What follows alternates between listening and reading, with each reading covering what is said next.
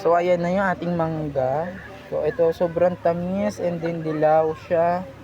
Sa halagang 10 piso nyo, sulit na kayo kay ate. Ayan si ate, napakaganda ng ate nagbabalat. Diyos ko po. So ayan si ate nagbabalat. Ate, saan ka ba daw yun matatagpuan? Phase 7 lang po sa harap ng creek.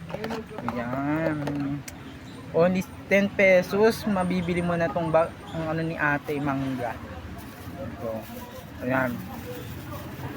Yan. So, dahil nag-crave ako ng mangga, so may nakita akong mangga dito sa Phase 7. So, malapit sa aming dating eskwelahan. So, yan si ate. Ayan. Dahil nag-crave si ate. Mag-hi ka naman ate. Hi! Ayan. Dahil dyan, bibili ako ng mangga dahil sobrang tagal ko nang naghihintay na makakain uli ng aming mangga. So dahil dyan, gusto kong kumain na naman ng mangga.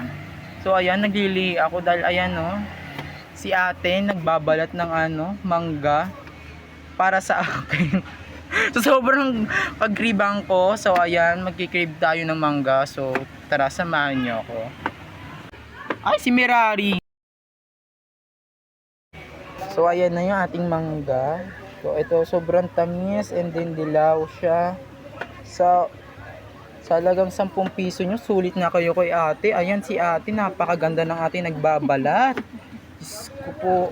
So ayan si ate nagbabalat. Ate, saan ka ba daw yun matatagpuan? Phase 7 lang po sa harap ng creek. Ayan. Only 10 pesos, mabibili mo na tong ang ano ni ate, mangga. So, ayan. Yan. So, dahil nag-crave ako ng mangga, so may nakita akong mangga dito sa Phase 7. So, malapit sa aming dating eskwelahan. So, yan si ate. Ayan. Dahil nag-crave si ate. Mag-hi ka naman ate. Hi! Ayan. Dahil dyan, bibili ako ng mangga dahil sobrang tagal ko nang naghihintay na makakain uli ng aming mangga. So, dahil dyan, gusto kong kumain na naman ng mangga.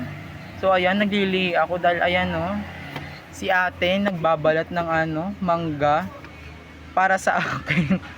So sobrang pag-cribang ko. So ayan, magki-crave tayo ng mangga. So tara, samahan niyo ako.